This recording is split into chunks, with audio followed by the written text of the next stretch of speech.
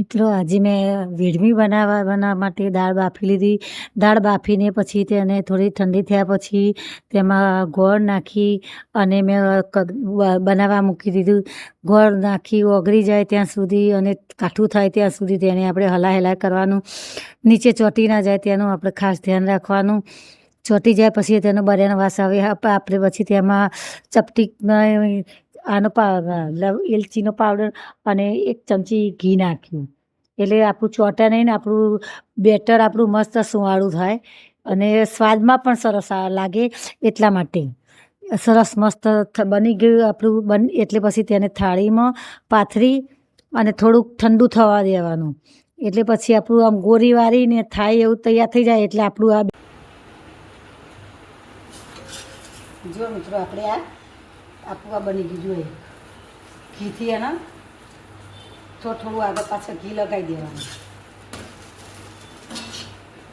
આ ઘીમાં જ સરસ લાગે છે. ઘીમાં એનો સ્વાદ સરસ આવે છે.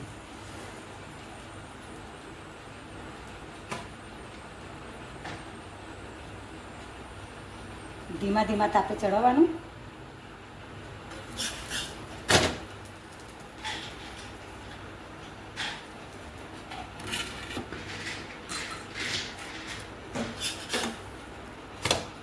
જો છે ને આપણું આ મસ્ત ચડી ગયું છે ને.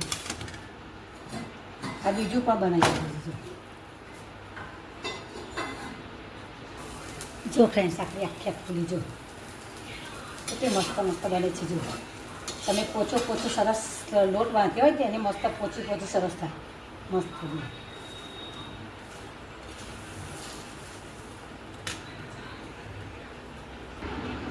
જો મિત્રો આપણા બધા તૈયાર થઈ ગયા છે. અરે જો આટલા બન્યા છે. 1 કપ મગની દાળમાં જો આટલા બન્યા છે. 3 4 5 6 મોટા થયા છે અને આ 4 મેં નાના બનાવ્યા છે. જો છે ને. અને આ રહ્યા મેં થાળી ધરાવી, માતાજીને થાળ ધરાવ્યો, કાગળનાને થાળ ધરાવ્યો. એટલા માટે આ મૂકી હતી પહેલાં. તો જુઓ કેટલો મસ્ત છે. તમે ખાલી આમાં છુંદામાં ખાઓ અને આ કઢીમાં બહુ મસ્ત લાગે છે. અને આ છુંદામાં પણ સરસ લાગે છે. આ આઈટમ ખટ્ટી મીઠી સરસ હોય છે.